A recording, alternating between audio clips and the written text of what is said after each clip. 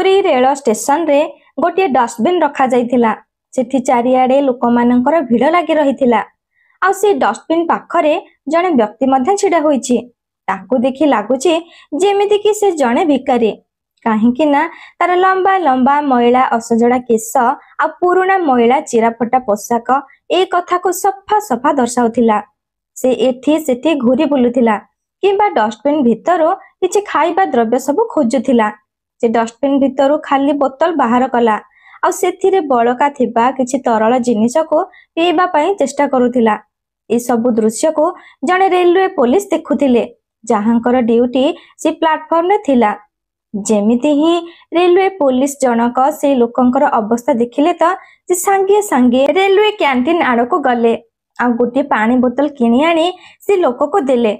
एबे से लोक जनक पानी बोतल को नहीं सब पानी तक एका सहित पी गला। तापरे से व्यक्ति जनक पुलिस को धन्यवाद जणाइला आ कहिला जे thank you so much sir. जेमिति ही से पुलिस ऑफिसर जनक से व्यक्ति मुहरु इंग्रजी भाषार शब्द शुणिले त से आश्चर्य होई गले, जे बहुत चिंतारे पड़ी गले। प्रथमे तो तांका मनरे ए भावना आसिला कि ये बोध हुए कोनोसी सीबीआई अधिकारी होइथिबे आ कोनोसी केस रो समाधान करिबा पई एपरि बेश धारण करिसंती। हेले जेतेबेले से तार शरीर को टिके ध्यान दे देखिले त एमिति लागुथिला जेमिति कि से 3 ରୁ 4 मास हेबो भोकिला अछि। एहा परे से लोकंका पाखको जाई पचारिले कि ओ बाबू तुमे किए आ तुमे एते भल स्पष्ट भाबरे इंग्रजी किपरि कहि पारुछ। से व्यक्ति जनक निजर परिचय दे कहिले जे मो ना हेउछि विकास साहू। से रहुथबा स्थानर ना कहि कहिला कि मु ग्रेजुएशन करि सारिछि, सेथि पई मु एते भल इंग्रजी कहि पारुछि। एबे पुलिस जनक पचारिले कि जदि तुमे ग्रेजुएशन करिछ आ एते भल इंग्रजी कहि पारुछ तेबे एठारे कोन करूछ। विकास उत्तर दे कहिला कि या पछरे बहुत बड़ लंबा कहानी अछि, जहा को सुनेबा पई टिके समय लागिबो। एहा सुनी पुलिस बाबू जनक तांको विश्राम घर को नहीं ता पई किछि खाद्य मगैले। एबे विकास तो जणा नहीं किते दिन हेबो भोकिला थिला, तेनु से बसी से स्थान रे आराम रे खुशी रे खाइबा खाइला। एबे पुलिस जनक कहिले कि तुमे टिके फ्रेश होई तुम कहानी मते कहि परिबो। से पुलिस जनक मनरे विकास रो कहानी सुनिबा पई आग्रह बहुत बढ़ी जाइथिला। विकास निज कहानी आरंभ करी कहिला जे मोर परिवार कहिले मु आउ मो मां मो बापा तो अनेक वर्ष हेबो आमको सब दिन पई छाड़ी ए दुनिया रु चली जाइथिले। आ मो बापांक मृत्यु परे मु मो मार देखाशुना करुथिले।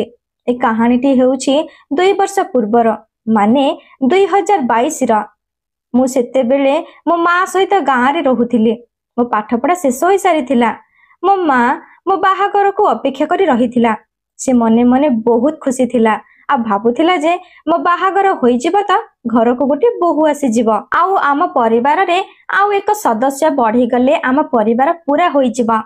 तापरे विकास तार कहानी आगो को कहिला कि गोटे दिन मु किछि काम रे शहर को जाइथिले। पुलिस बाबू जनक बहुत आग्रह आउ सहानुभूतिर सहित विकास रो कहानी सुनुथिले। विकास कहिला मोर किछि पैसार आवश्यक थिला, सेथि पई मु एटीएम रो पैसा उठाइबा पई गली। पैसा उठाइबा परे मु गां को फेरिबा पई गाड़ी रो अपेक्षा रे थिली, जेउथिरे कि बसी मो गां को मु जाई परिबे। अनेक गाड़ी को अटकाया पई चेष्टा कले, हेले केही हेले रहिले नाही। ठीक एही समय रे दूररो गोटे गाड़ी आसुथिबारो मु देखि पारिली, तो मो हाथ देखाई ताको अटकाइबा पई चेष्टा कले। गाड़ीटी मध्ये अटकी गला। मु सेमान को लिफ्ट मागिले। गाड़ी भितरे थिबा लोकमानंक भितरो जणे मते गाड़ी भितरे बसिबा पई इशारा कला। मु सेमान को कहिले टिके आगरे मो गां आसीबो, मु सेठारे ओल्हाई जिबी। मु गाड़ी भितरे बसिबा परे देखिले जे सेमाने 3 जण लोक थिले आउ अजब प्रकार रो भाषा रे कथा बार्ता हेउथिले। मु से भाषा को बिल्कुल बुझी पारु नथिले। सेमाने परस्पर सहित कथा बार्ता हेबा भितरे किछि खाइबा जिनिस खाउथिले आ मो आड़ को बढ़ेइले। एबे विकास किछि समय पई अटकी जाई तार कहानीटी को अटकाई देला, जेमिति कि तार किछि मने पड़ी गला। किंतु पुलिस बाबू तो कहानी रे पूरा पूरी भाबरे मग्न होई जाइथिले। जे आगो को कोन हैला बोली जानिबा को चाहिले, विकास तार कहानी को आरंभ करी कहिबारे लागिला कि से माने जेमिति खाइ जिनिस मो आड़ को बढ़ाइले मु आग पछ किछि भी न भाबी खाई देली आ तापरे मु बेहोश होई गली। जेते बेले मो आखि खोलिला त मु निजको खराब दुर्गंध आ टॉयलेट रे निजको पाइली। मु एबे बुझी पार नथिली जे मते केउठारे आनी बंद करी रखा जाई छी आ काहे की मो पाखरे मु उठाइथिबा टंका नथिला नाही मो पाखरे मो फोन थिला आम पाखरे थिबा किछि परिचय पत्र मध्य पाखरे नथिला। मु डरी जाई बड़ पार्टी रे चिल्लाइबारे लागिली कि मते बाहर को बाहर कर मु केउठारे बंद होई जाई छी। हेले बाहरु किछि भी उत्तर आसिला नाही। मु चिल्लै चिल्लै थकी बसी पड़िली। आ किछि समय परे जने व्यक्ति आसी कबाट खोलिला आ आखि लाल लाल करी मो उपरे रागी चिल्लैला आ तापरे मते निर्दय भाबरे बाड़ीबा आरंभ कला। मु जेते पर्यंत जंत्रणा रे छटपट न होई चिल्लैबा आरंभ न करे पर्यंत अति निर्दय भाबरे मते बाड़ीबारे लागिला। विकास कहानी कहूथिया समय तार आखिरे से जंत्रणार दृश्य तो सफा सफा अनुभव हेउथिला। जेबे पर्यंत से चुप न होइथिला सेते बेले पर्यंत विकास ता सहित कथा पई चेष्टा करूथिला। आउ से लोक जनक जे भाषा रे कथा हेउथिले ताको विकास बिल्कुल भी बुझी पारु नथिला। विकास थकी जाई चुप होई गला। सेते बेले से लोक जनक कबाट को बंद करी सेठारु चाली गला।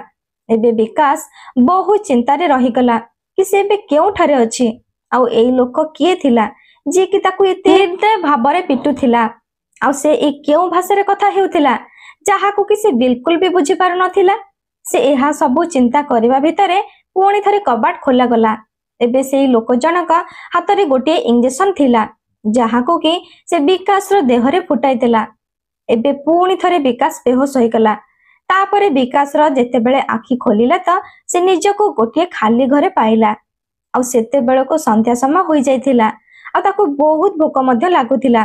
तेणु से कबाट को जोर जोर बाड़े कहिला कि मते बहुत जोर भोक हेलानी दया करी मते किछि खाइबा को दियो। तार पार्टी सुनी जेउ माने ताको बंद करी रखिथिले से माने कबाट खोलिले आउ किछि कहिले त विकास सेमानक कथा किछि भी बुझी पारिलानी आउ से माने मध्य विकास रो कथा को बुझी पारिले नाही। एही कारण को नेई से माने विकास को पुणी थरे बाड़ेबारे लागिले। विकास डरी डरी से रूम भितरे चुपचाप बसी रहिला। किछि समय परे पुणी थरे कबाट खोली गला आउ ता पई किछि खाइबा अना जाइथिला। विकास से खाइबा को खाइला किंतु तार मन भितरे बहुत डर थिला। से बारंबार भाबुथिला जे से केउ जगह रे अछि आउ एठारे से केमिति पहुंची गला। ताकू ए सब स्वप्न परि लागुथिला। किछि समय परे पुणी थरे कबाट खोला गला आउ सेही लोक जनक आउ गोटे इंजेक्शन आनी आसीथिला आउ से निशा इंजेक्शन को विकास देह रे फुटाई देला। एबे विकास पुणी थरे बेहोश होई गला। रूम रो चटाण उपरे निर्जीव परि पड़ी रहिला। परदिन सकाळु सकाळु किछि लोक आसिले आ निज सहित जबरदस्ती उठे नै गले। सेमाने ताको एमिति एक स्थान को नेले जेउठारे कि नुआ नुआ बिल्डिंग सब तयारी होउथिला आ सेठारे तापरे बहुत लोक मध्य थिले। विकास को मध्य सेमानक सहित काम करिबा को पड़िला। सेमानक कड़ा नजर रे सब श्रमिक काम करुथिले जेमिति कि ताको केही ठकी जाई परिबे नाही। एबे विकास सेठारे रही सब बुझी सारिथिला जे सेठारे तापरे सब लोक माननको एही परि अना जाईछि। दिन सारा से बिल्डिंग मानकरे काम करुथिला आ राती हेई गले ताको गोटे रूम रे निशा इंजेक्शन देई बंद करि दिया जाउथिला। एमिति भाबरे दिन परे दिन बीती चलिला आउ सेठारे काम करिबार विकास को पाखा पाखे 2 वर्ष बीती सारिथिला। आउ या भितरे ताको दिया जाउथिबा इंजेक्शन रो प्रभाव मध्य कम हेबार लागिला। एबे से ए 2 वर्ष भितरे जानि सारिथिला जे से जदि चुपचाप काम करिबो तेबे ताको एते आउ ध्यान दिया जिवो नाही आउ जदि से बेसी विरोध करिबो ताहले से माने ताको बाडीबे। तेनु विकास सेमानक अनुसारे काम करिबा आरंभ करिदेला आउ सेति पई एबे से लोक माने ता उपरे कम ध्यान देउथिले। जेमिति इंजेक्शन रो प्रभाव कम हेबार लागिला विकास राति रे सुईथिबा बेले गोटे दिन अचानक तार आखि खोली गला आउ जेते बेले तार आखि खोलिला से देखिबा को पाइला कि ताको जेउ घरे कबाट दे बंद करा जाइथिला सेई घरर कबाट खोला थिला आ बाहरे लोक माने गार्ड निदरे सोईथिले। एई दृश्य आउ सुजोग देखि विकास सेठारु खसी पळेबार निष्पत्ति नेला। एबे से सेमानक ठारु खसी की पळाइला। एबे से किछि दूर जिबा परे ଚିନ୍ତା କଲା ଯେ ସେ କୁଆଡେ ଯିବ, କାରଣ ଏ ଅଜଣା ଅଚିହ୍ନା ସ୍ଥାନରେ ତାର ତ କେହି ଜଣାଶୁଣା ନଥିଲେ। ଏବେ ସେ ପାଗଳଙ୍କ ପରି ଏପଟେ ସେପଟେ ଦୌଡ଼ିବାକୁ ଲାଗିଲା। ହେଲେ ସେଇ ଜାଗା ତାକୁ ବିଲକୁଲ ବି ଜଣାଶୁଣା ଲାଗୁନଥିଲା। ଆଉ ସେଠାରେ ଯେଉଁ ସବୁ ବୋର୍ଡ ଲାଗିଥିଲା, ସେଥିରେ ଯେଉଁ ଭାଷାରେ ସବୁ ଲେଖାଯାଇଥିଲା, ସେ ସବୁକୁ ସେ ବୁଝି ପାରୁନଥିଲା। ଧୀରେ ଧୀରେ ସେ ରେଳ ଧାରଣା ପାଖରେ ଯାଇ ପହଞ୍ଚିଗଲା। ଏବେ ସେ ଚିନ୍ତା କଲା ଯେ ସେ ଯଦି ରେଳ ଧାରଣା ଦେଇ ଯିବ, ତେବେ ସେ ନିଶ୍ଚିନ୍ତ କେଉଁ ରେଳ ଷ୍ଟେସନରେ ପହଞ୍ଚି ଯାଇପାରିବ, କାରଣ ସେ ପଢା ଲେଖା ଥିଲା। ତେଣୁ ତାର ମନରେ ଏସବୁ ଭାବନା ଆସିଲା। ଏବେ ସେ ଧାରଣାକୁ ଅନୁସରଣ କରି ଚାଲିବାରେ ଲାଗିଲା। ଆଉ ଶେଷରେ ଯାଇ ସେ ଗୋଟେ ଷ୍ଟେସନ ପାଖରେ ପହଞ୍ଚିଗଲା। ସେଠାରେ ପହଞ୍ଚିବା ପରେ ସେ ଜାଣିପାରିଲା ଯେ ଭାରତର ଅନ୍ୟ କୌଣସି ସୀମାରେ ଅଛି, ଯେଉଁଠିକି ଭାଷା ଏବଂ ଚାଲିଚଳନ କଥାବାର୍ତ୍ତା ସବୁକିଛି ସମ୍ପୂର୍ଣ୍ଣ ଅଲଗା ଥିଲା। ଷ୍ଟେସନରେ ମଧ୍ୟ ସେ ନିଜ ଭାଷାର କୌଣସି ଲୋକଙ୍କୁ ପାଇପାରିଲା ନାହିଁ। ଆଉ ସେଠାକାର କୌଣସି ଲୋକ ତାର ଭାଷା ବୁଝି ପାରୁନଥିଲେ। ଏବେ ସେ ଚିନ୍ତା କଲା କି ଟ୍ରେନରେ ବସି ଭାରତର ଅନ୍ୟ କେଉଁ ଅଞ୍ଚଳରେ ପହଞ୍ଚିଯିବ, କିନ୍ତୁ ତା ପାଖରେ ତ ପଇସା ନଥିଲା। ଏବେ ତାକୁ ଏହା ଏକ ନୂଆ ଚ୍ୟାଲେଞ୍ଜ ପରି ଲାଗିଲା, କାହିଁକି ନା ବିନା ପଇସାରେ ସେ ରେଳରେ ବସି କିପରି ଯାଇପାରିବ। ତେଣୁ ଏବେ ସେ ଚିନ୍ତା କଲା ଯେ ଯେମିତି ବି ହେଲେ ତାକୁ এই ଭୟଙ୍କର ଜାଗାରୁ ଯିବାକୁ ହେବ। ଆଉ ସେ ଜାଣିଥିଲା କି ସେ ଲୋକମାନେ ଯେତେବେଳେ ଜାଣିପାରିବେ କି ବିକାଶ ଏଠାରୁ ଖସି ପଳାଇଛି ବୋଲି, ତାପରେ ତାକୁ ଖୋଜିବା ପାଇଁ ଏଠି ସେଠି ବୁଲିବେ। ଆଉ ସେମାନେ ଯଦି ତାକୁ ଧରି ନେବେ, ତାପରେ ସେମାନେ ତା ସହିତ କଣ କରିବେ ସେ ବେଶ ଭଲ ଭାବରେ ଜାଣିଥିଲା। ସେଥିପାଇଁ ସେ ଟ୍ରେନରେ ଚଢି ଯିବା ପାଇଁ ନିର୍ଣ୍ଣୟ ନେଲା। ସେ ଅନେକ ଥର ଟଏଲେଟରେ ଶୋଉଥିଲା, ତ ଆଉ କେତେବେଳେ ସିଟ ତଳେ ଶୋଇ ଯାଉଥିଲା, ଆଉ କେତେବେଳେ ସିଟ ଉପରେ ବସି ଯାଉଥିଲା। ଆଉ ଯେଉଁ ଷ୍ଟେସନରେ ରେଳଗାଡି ଅଟକୁଥିଲା ତ ସେ ଓହ୍ଲେଇ ପଡି ସେଠାରେ ଥିବା ଫୁଡ ଷ୍ଟଲରୁ ଖାଦ୍ୟ ସଂଗ୍ରହ କରି ନେଉଥିଲା ଆଉ ଖାଉଥିଲା। କାହାକୁ ଏହା ଅନୁଭବ ହେବାକୁ ଦେଉନଥିଲା ଯେ ସେ ବହୁତ କଷ୍ଟଦାୟକ ପରିସ୍ଥିତିରେ ଅଛି ବୋଲି। ଏବେ ସେ ନିଜ ଲକ୍ଷ୍ୟସ୍ଥଳରେ ପହଞ୍ଚିବା ପାଇଁ ରାସ୍ତା ଖୋଜି ଖୋଜି ସେ ପୁରୀ ରେଳ ଷ୍ଟେସନରେ ପହଞ୍ଚିଗଲା। ପୁରୀ ଷ୍ଟେସନରେ ପହଞ୍ଚିବା ପରେ ତାକୁ ବହୁତ ଭୋକ ହେଉଥିଲା। ସେ ଷ୍ଟେସନ ପାଖରେ ଥିବା ଗୋଟିଏ ଡଷ୍ଟବିନ୍ ପାଖକୁ ଗଲା ଏବଂ ଖାଇବା ଖୋଜି ବାହାର କରିବା ପାଇଁ ଚେଷ୍ଟା କଲା। ଡଷ୍ଟବିନ୍ ଭିତରେ କିଛି ଅଧା କୋଲ୍ଡଡ୍ରିଙ୍କ ଥିବା ବୋତଲ ପାଇଲା। ତାପରେ ସେ ସେଇ ବୋତଲକୁ ଖୋଲିବା ପାଇଁ ଚେଷ୍ଟା କଲା, ଆଉ ତାପରେ ସେଇ କୋଲ୍ଡଡ୍ରିଙ୍କକୁ ପିଇବା ପାଇଁ ଚେଷ୍ଟା କଲା। ତାପର ଘଟଣା ଯାହା କିଛି ବି ହେଉଛି ଆପଣଙ୍କ ଆଖି ସାମ୍ନାରେ। ସେ ପୋଲିସ ଅଫିସର ଜଣକ ବିକାଶ ଠାରୁ କାହାଣୀ ଶୁଣିବା ପରେ ତାଙ୍କ ଆଖିରେ ଲୁହ ଚାଲି ଆସିଲା, କାରଣ ବିକାଶ ସହିତ ଯାହା କିଛି ବି ଘଟି ଯାଇଥିଲା ତାହା ଅତ୍ୟନ୍ତ କଷ୍ଟଦାୟକ ଥିଲା। ସେଠାରେ ଉପସ୍ଥିତ ଥିବା ଅନ୍ୟ ସବୁ ପୋଲିସ କର୍ମଚାରୀ ମାନେ ମଧ୍ୟ ବହୁତ ଦୁଃଖ ଅନୁଭବ କଲେ। ପୋଲିସ ଅଫିସର ଜଣକ ବିକାଶକୁ ପଚାରିଲେ କି କଣ ତୁମର ନିଜ ଘରର ଫୋନ ନମ୍ବର ମନେ ଅଛି? ବିକାଶ କିଛି ସମୟ ଚୁପ ରହି କହିଲା କି ମୁଁ ଘରେ ଥିବା ସମୟରେ ମୋ ପାଖରେ ଫୋନ ଥିଲା, ହେଲେ ସେମାନେ ମୋ ପାଖରୁ ଫୋନ ନେଇ ଯାଇଥିଲେ। ଆଉ ସେଇ ନମ୍ବର ଏବେ ମୋର କଣ କାମରେ ଆସିବ? ଆମ ମା ତ ହେଉଛି ଅପାଠୋଇ। ଏବେ ବିକାଶ ଟିକେ କିଛି ମନେ ପକାଇବାକୁ ଚେଷ୍ଟା କଲା, ଆଉ ତାର ନିଜ ଗାଁର ଜଣେ ପିଲାର ନମ୍ବର ମନେ ପଡିଗଲା। ଏହା ଶୁଣିବା ପରେ ସେ ପୋଲିସ ଜଣକ ନିଜ ଫୋନ ବାହାର କରି ସେ ନମ୍ବରକୁ ଡାଏଲ କଲେ। ସେ ଯେମିତି ହିଁ ନମ୍ବର ଡାଏଲ କଲେ ତ ଫୋନ ରିଙ୍ଗ ହେଲା। ଅନ୍ୟ ପକ୍ଷରୁ ଜଣେ ଯୁବକ ଫୋନ ରିସିଭ କଲେ। ତାପରେ ପୋଲିସ ଜଣକ ତାକୁ ପଚାରିଲେ କି କଣ ତୁମେ ବିକାଶକୁ ଜାଣିଛ? ସେ ଯୁବକର ନାଁ ଥିଲା ମୁନ୍ନା।